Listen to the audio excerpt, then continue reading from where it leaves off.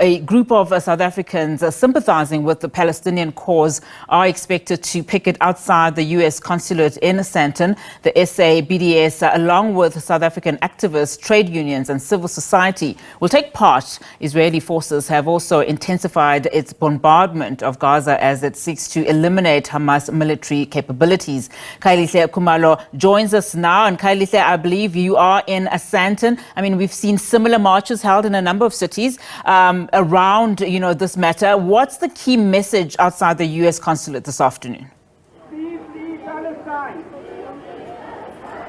Well, that's right. So, Nati, it's Johannesburg's 10.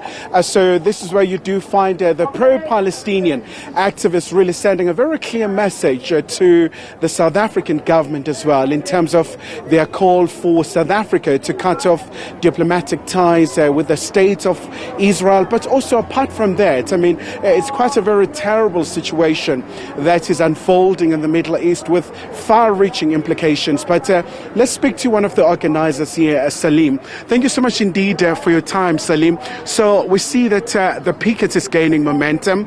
Quite a number of people are here. Tell us just in a nutshell, why is it important for the activists to be here in their numbers? Well, this is a national action. As South Africans who faced apartheid and who had a liberation struggle against the system of apartheid, we need to understand that the Palestinians are also struggling against apartheid. Apartheid is a crime against humanity. It's a system of colonialism, which is also a violation of international law. And people who are occupied and live under colonialism, according to international law, have the right to resist. We are here really and around the country, in all the major cities in our country, to express our solidarity with what is happening. The massacre of Palestinians in Gaza, in the West Bank and elsewhere, it's not the first time. Every few years, Israel uses their might, their nuclear-powered country. They're supported by the US, the global hegemon. They're supported by the EU, by the UK, and it's asymmetrical. People in Gaza have been living under a medieval siege for the past 17 years in one of the most densely populated areas in the world, 300 odd square kilometers. They are doing what they can to resist Israel from taking more of their land, destroying more of their houses, jailing their children. And this is a just cause. We are against violence. But Israel has made it very difficult for people to have a peaceful change. They have, despite agreements, they have violated these.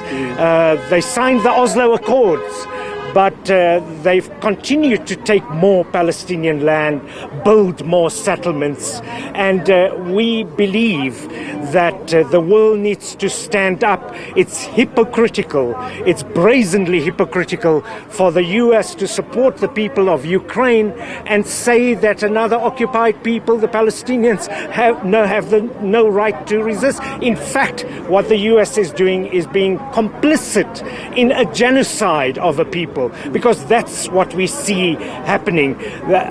For thousands of Palestinians over the years have been killed, and the West has been quiet. Because the Palestinians resist and fight back, they are now calling the resistance terrorist groups. In the same way they call Madiba a terrorist, and they called our liberation struggle terrorism. And this is what is happening. And this is why South Africans need to stand in solidarity with the Palestinians. There is a solution. Stop the occupation. And Salim, what can the South African government do? We saw the Department of International Relations and Cooperation calling for the cessation of violence, but also calling for a restraint, de-escalation. Two-side solution, is it viable at this point? Well, it's now become a pipe dream, thanks to Israel having hundreds of thousands of settlers in the area that was meant to be a Palestinian state. Palestinians don't want a Bantustan. They want a democratic state. Hamas was elected democratically. There haven't been elections because they refuse to have elections. I have no doubt that Hamas, whatever one might think of them, has the popular support. Palestinians are saying we're not prepared to live on our knees. We'll rather die fighting on our feet. It's a struggle for dignity and freedom and self-determination. The South African government can do a lot, and the Palestinians have faith in our people, in our government. First of all, we need to use the multilateral organizations. We need to use the UN. We need to have the Special Committee Against Apartheid in the way it existed during our struggle against apartheid in this country. We need a protection force. The South African government must stop those South African citizens from joining the Israeli occupation forces. There are people who go, and the NPA has not prosecuted those who become soldiers for Israel. So we're saying there are many other things like sanctions. You mentioned the question of boycott, divestment, sanctions. We believe that that is a non-violent way of bringing about change. So we should have no economic links with Israel, no diplomatic links with Israel. We must stop South Africans from going to fight in the Israeli occupation forces. All right. And Salim, before we let you go, just briefly, we saw a total blockade where it's a siege essentially, where we've seen the water supplies cut off, there's no electricity, Gaza plunged into darkness. What would be your appeal to the administration of Prime Minister Netanyahu at this rate? Well, you can't appeal to a fascist. You can't appeal to a racist. Already members of his cabinet, Smotrich, for example, the finance minister, and other ministers have said things like, these are animals. And it's basically justification for mass murder. So they said Palestinians have three choices. One is to emigrate, to join the hundreds, the millions, over 6 million Palestinians who are refugees, because 80% of Palestinians were ethnically cleansed from their lands in 47-48. Those who remain refuse to go. They want them to go. So they said Palestinians have three choices: either to leave, to emigrate, to go where?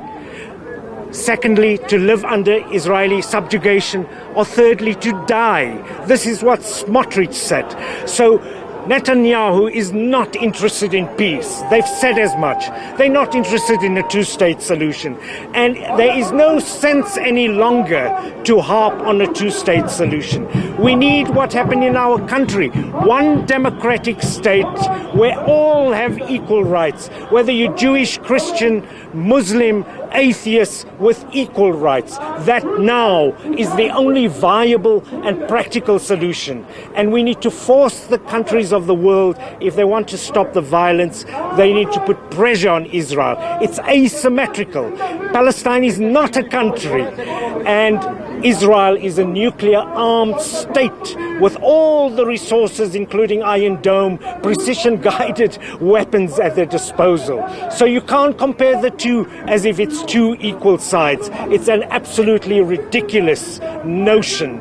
Thank you. All right. Salim, thank you so much indeed for your time. So, Unati, those are the views here from outside the U.S. Consulate. And of course, the pro-Palestinian activists are here because we do know that the U.S. has been a very active player in the Middle East. At this point in time, we saw the reports that a very first consignment of weapons just arrived in Israel to support the state of Israel as they have just been bombarding the Gaza Strip. But also, most importantly, we've seen so many calls for the cessation of hostilities, but for both sides really to cease violence, especially given the catastrophe that is looming in that particular region.